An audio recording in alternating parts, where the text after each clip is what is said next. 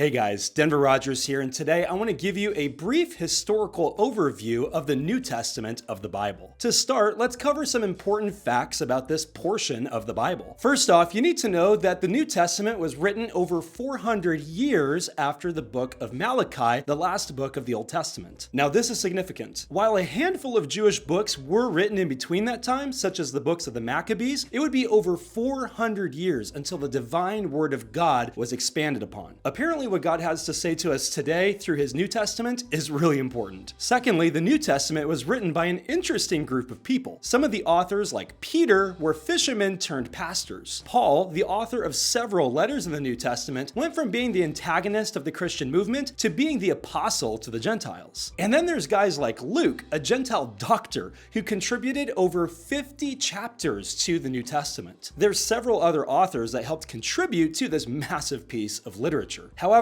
some books like Hebrews still have scholars puzzled as to who exactly authored it. But the main point is that it took all kinds of different spirit-led people to write the entire New Testament. Lastly, while the New Testament is just as much for us today as it was for the believers of the first century, we have to remember and understand that these books were written within the context and culture of that day. I say this because oftentimes we try to modernize the Word of God by squeezing it within the confines of our own culture. But when it comes to books like Romans, you have to remember, Romans wasn't written to you, it was written to the Roman Church. Keeping this in mind not only helps us to respect and revere the material, but it also helps us to put ourselves into the shoes of the believers of that day, to understand the true intent of the written word. Let's talk for a couple of minutes about how the New Testament came together. Chances are, if you're like me, you have one or several Bibles on your bookshelf at home. Have you ever paused to ask yourself how the Word of God came to be tightly knit in a book like that? Because believe it or not, God didn't just take the Word of God, drop it into the laps of believers and say, hey kids, here you go, here's everything you need to be a successful Christian. I mean, in a sense, that's exactly what God would go on to do with the inspired Word of God, which would be to bring it all together into one volume. But it took a long process with the collaboration of several writers to put into your hands the Word of God. Before we had the New Testament, we had the Old Testament, or otherwise known as the Tanakh. The Tanakh was made up of all kinds of Jewish literature, much of which we have in our own Bible in the Old Testament today. These are the very books that Jesus, as a young man, would memorize and study and would incorporate into much of his teaching in his full-time ministry. Now, the Tanakh was a more secure set of texts, mainly due to the fact that it had over 400 years after the last book had been added. Now, the New Testament, on the other hand, was a very different story. Let's take the gospel books themselves, for example. Several years before anything would be recorded on scrolls, the stories and teachings of Jesus would be passed down orally, meaning that everything that they knew about Jesus was spoken rather than written. Oral tradition was a huge part of Jewish culture back in the day, one of the reasons being that it was super expensive to pen everything down on papyrus scroll. New believers would also use this same practice to keep the story and the teachings of Jesus alive and well in their day. However, God had different plans in mind and soon would use people of all different backgrounds, both first-hand believers and after-the-fact believers, to write and bring together the entire New Testament. According to scholars, the first ever written gospel was the Gospel of Mark, written by John Mark, the cousin of Simon Peter. From then on, several books would be written by numerous authors, from the Gospels themselves to letters written to churches to the apocalyptic book of Revelation. Now, you would think that because these books were God-inspired, that these authors just came together,